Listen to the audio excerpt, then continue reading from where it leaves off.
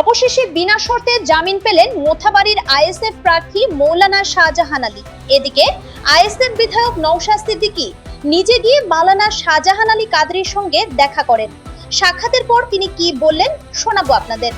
2 April মোথাবাড়িতে একটা incident ঘটে।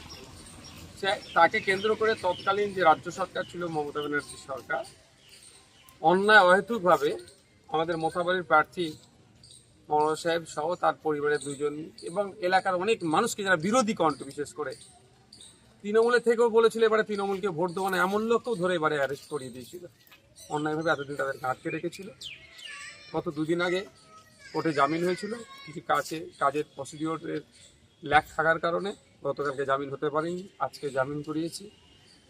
প্রায় আজকে 31 জন মোথাবাড়ি কাণ্ডে যারা অন্যায়ভাবে যাদেরকে যুক্ত করা ছিল তারা প্রত্যেকেই জামিন পাচ্ছে।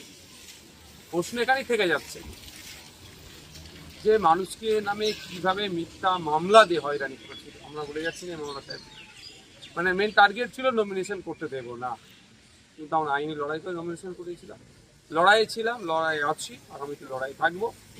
জেল খাটিয়ে আমাদের কোনোদিন আটকাতে পারবে না, আমাদেরকে দমাতে পারবে না। অন্যায়ের বিরুদ্ধে আমরা লড়াই সংগ্রাম করে যাবো। আর আজকেও বলবো মোথাবাড়ি ঘটনার পুঙ্খানুপুঙ্খ তদন্ত হোক, যারা অন্যায় দোষ করেছে তারা শাস্তি পাক, বিনা অন্যায় যাদেরকে রাখা হয়েছে যাদের অভিযোগের ভিত্তিতে হয়েছে তাদের বিরুদ্ধে ব্যবস্থা গ্রহণের দাবি জানাবো।